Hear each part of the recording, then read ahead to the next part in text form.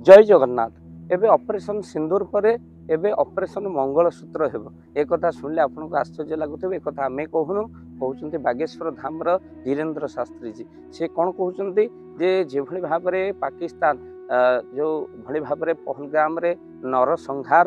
कला तार प्रतिय स्वरूप जेभଳି भाबरे ऑपरेशन सिंदूर सफलता होईची तापर निश्चित भाबरे भारत सोई रहिबनी गोटे पर गोटे ऑपरेशन जारी रखा जहाद्वारा पाकिस्तान नष्टभ्रष्ट हो भक्त बंधु निश्चित भाव में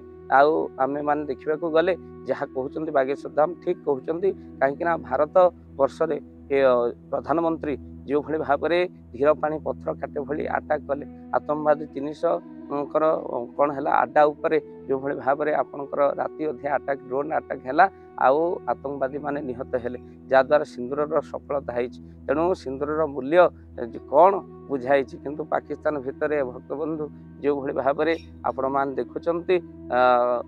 बारंबार बारंबार एलओसी रे कौन होना गोली वर्षण चली तार पड़ा जवाब निश्चिंत भाव में भारत दब आई कथा को ही धीरेन्द्र शास्त्री कहते ये तो केवल आरंभ मात्र है ऑपरेशन सिंदूर आपर मंगलसूत्र बाकी अच्छे आ जहाद्वारा आउ कौन हम ना पाकिस्तान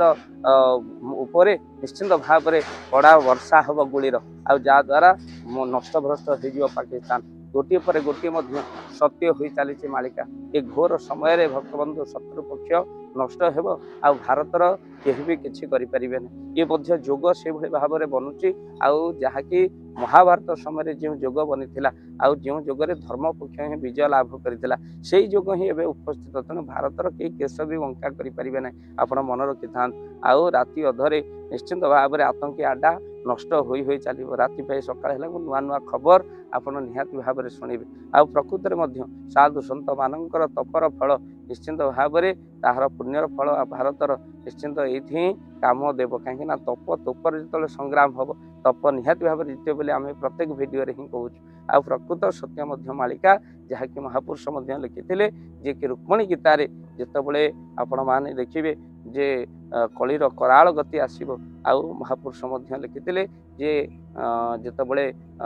मीन सन संजोग हम मीन शनि संजोग हेब जितेबले समर लगे पुणी भारत मंडल मीन सन संजोग होती भारत मंडल समय लगी सकते किंतु भारतर कौन भी क्षति हेब ना विशेष क्षति हेब ना कहीं युद्ध हेल्ले तो उभय पक्षर क्षति किंतु भारतर कौन पक्ष क्षति हेब ना महापुरुष लिखिं भक्तबंधु निश्चिंत भाव में सिंदूर पर निश्चिंत मंगलसूत्र आटाक हम जो पाकिस्तान सिंदूर मंगलसूत्र मूल्य किसी बुझीनी कहीं मुसलमान मैंने ना सिंदूर पिंधती ना मंगलसूत्र पिंधती तेणु किंतु बुझे दि जाऊँगी जे तुम्हें जी सिंदूर नहीं